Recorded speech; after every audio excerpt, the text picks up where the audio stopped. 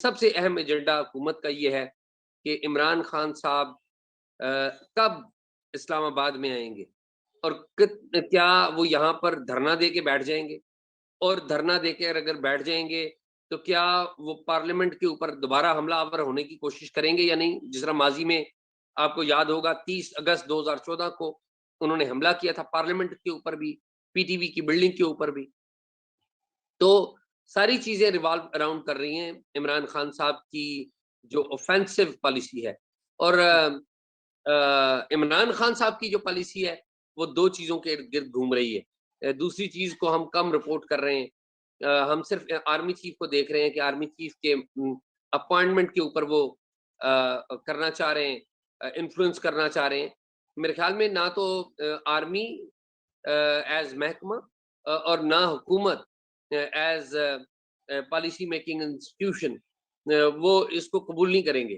لیکن اس سے بھی اہم معاملہ ہے جو ہماری نظروں سے اوجھل ہے. عمران خان صاحب اصل میں جو الیکشن کمیشن آف پاکستان میں ان کی ممکنہ نااہلی اس سے بچنے کے لیے یہ بھرپور تیاریاں کر رہے ہیں.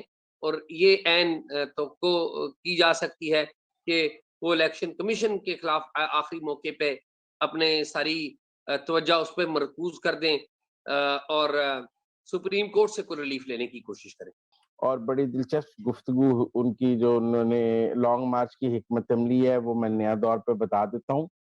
انہوں نے پنجاب کے 36 اضلاع ہیں، 34 اضلاع ہیں، 2 اب پرویز الہی صاحب نے اور بنائے ہیں. انہوں نے پہلے تو کہا کہ مجھے 10,000 چاہیے لیکن پھر کیبنٹ اور ان سب سے مشاورت کے بعد اینڈ یہ طے ہوا ہے کہ جی 6,000 ہر ضلع سے بندے ہوں گے. ضلع میں ایم این اے کی 2 سیٹیں ہیں، ایم پی اے کی 4 ہیں، لاہور جیسے میں 10 ایم این اے کی سیٹیں ہیں. جس ضلع میں جتنے ایم این اے اور ایم پی ایس کی سیٹیں ہیں ان کا ایک گروپ بنے گا اور انہوں نے 6,000 بندہ فیض آباد چوک اسلام آباد پہنچانا ہے. ٹھیک ہے. اب اگر 34 اضلاع ہیں اور 6,000 فی ہو تو یہ کوئی 2 لاکھ کے قریب بندہ ہے جو عمران خان صاحب چاہتے ہیں کہ اسلام آباد پہنچایا جائے پنجاب سے منیمم، جس کی سے ٹرانسپورٹ، رہائش، کھانا پینا وہ ضلع برداشت کرے گا. وہاں فنڈز اکٹھے ہوں گے. وہ اگر 6,000 بندہ ہے اور ایک بس میں یا فلائنگ کوچ میں 30 لوگ بیٹھ جائیں تو 200 تو ہر ضلع کو چاہیے 6,000 بندے کے لیے.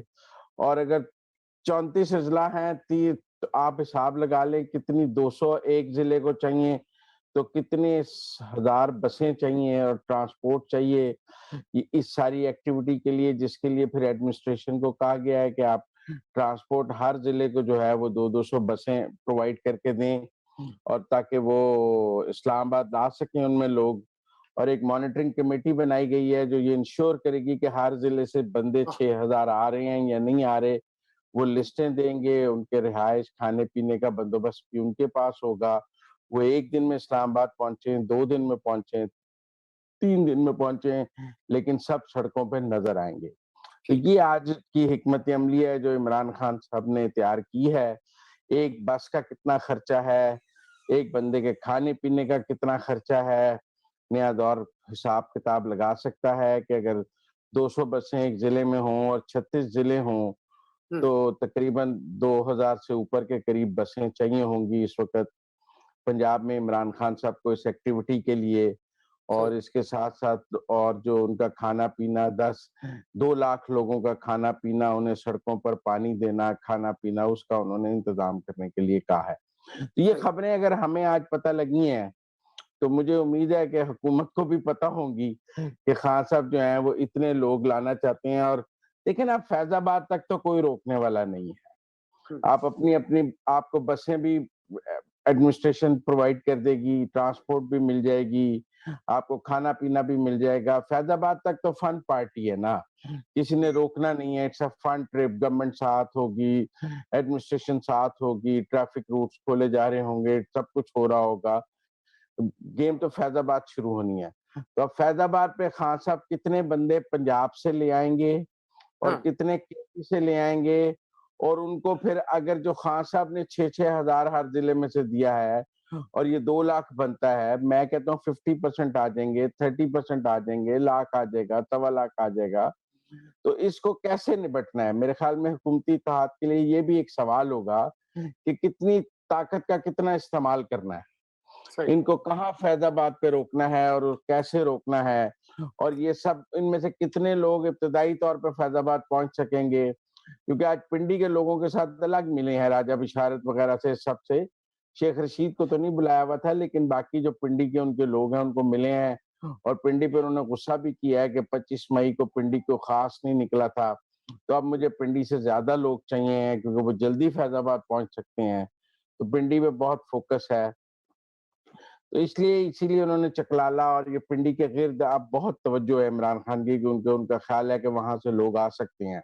तो ये गेम प्लान है इमरान खान का कि वो 2 लाख, 1.5 लाख लोग इस्लामाबाद की तरफ ले आए। मुझे जरा तंजीला से पूछने दें, क्योंकि वो बड़ी सब्र से ये मर्दों की गुफ्तगू सुन रही हैं। तंजीला, आपको इस पे थोड़ा सा तबसरा कीजिए कि आपके ख्याल में प्राइम मिनिस्टर हाउस में क्या हो रहा होगा, किस मसले पे बात हो रही होगी, और ये जो खान साहब का जो लॉन्ग मार्च है उसके कुछ एजेंडा पे तो एजाज ने भी बात की कि उसका हदफ जो है वो क्या है, लेकिन आपके ख्याल में क्या उसका हदफ है, और वो उससे पीछे हटेंगे या नहीं हटेंगे? बहुत शुक्रिया सुरंगी साहब और सबको सलाम। देखिए, जो बातें हुई उनसे एग्री करते हुए जाहिर है एजेंडा तो बड़ा वाजे है। एक तो इमरान खान साहब अभी भी ये चाहते हैं कि आर्मी चीफ उनकी मर्जी का और उनकी मर्जी के वक्त पर लगाया जाए। सो वो ऐसी कुछ सिचुएशन क्रिएट कर सकते हैं अगर वो जो मुजम्मल कह रहे हैं, और खबरें यही हैं कि 6-6 हज़ार की कमिटमेंट उन्होंने ली है। उन्होंने कहा ये फहरिस्तें सिर्फ भेजनी नहीं है, बल्कि इन लोगों को लेके आने का पूरा प्लान भी मुझे बताना है, और पैसे किसने अरेंज करने हैं, कब अरेंज करने हैं, कैसे, ये सारी चीजें जो हैं भी अगले 2-4 दिनों में जो जिले की उनकी तंजीम है वो सारी की सारी चीजें उनको दे देगी। तो वो अगर मिलियंस को लेके आते हैं और आगे रेंजर्स है, आगे पाक फौज खड़ी है, और आप सोचिए कि जिनसे कल हलफ लिया गया और उन्हें कहा गया कि आप जहाद करने जा रहे हैं, और जहाद वालों के पास भी डंडे हों या किसी किस्म के कोई हथियार हों, जो कि पहले भी हमने जो एजेंसियां थी रिपोर्ट करती रही हैं कि जो 25 मई वाला मार्च था उसमें कुछ लोगों के पास असले की खबरें थी, वो दुरुस्त थी नहीं थी ये एक अलग बहस है, लेकिन अगर ऐसी कोई रूमर्स भी खान साहब तस्लीम कर चुके हैं कि एक वजह वापस जाने की कि मुझे खदशा था कि मेरे भी लोग मुसल्लह हैं और आगे से भी मुसल्लह हैं, तो अगर दोबारा से मुसल्लह लोग आते हैं और आगे मुसल्लह अफवाज हैं, तो आप सोचिए कि वो क्या सिचुएशन हो सकती है। तो मुझे लगता है कि वो जो श्रीलंका बनाने की ख्वाहिश है कहीं ना कहीं, वो खदशा नहीं है, वो मुझे ख्वाहिश लगती है, और वो ख्वाहिश पूरी करने के दर पे हैं। उनका एक ऑब्जेक्टिव तो मुझे ये नजर आता है। और ईसीपी ने आज स्टेट बैंक से उनके अकाउंट्स की डिटेल्स मांगी हैं कि तोशा खाना से जो तोहाइफ थे वो उन्होंने कहीं दिखाए हुए या नहीं दिखाए हुए, एक तो ये मसला है। जहां तक हुकूमत के और ये पीडीएम के इजलास का मामला है, तो उनके पास बड़ी कंफ्यूजन है। ये साइफर को लेके मेरा ख्याल है कि हुकूमत के लिए भी काफी एम्बैरेसिंग सिचुएशन बन गई है, जिस तरह से अचानक से उन्हें पता लगा कि साइफर है ही नहीं। और आज जो मीटिंग हुई है, अभी तक की जो खबरें, उसमें राना सनाल्ला साहब ने ये कहा है कि जो नेशनल सिक्योरिटी कमेटी की मीटिंग हुई थी उसमें साइफर इटसेल्फ पेश नहीं हुआ था।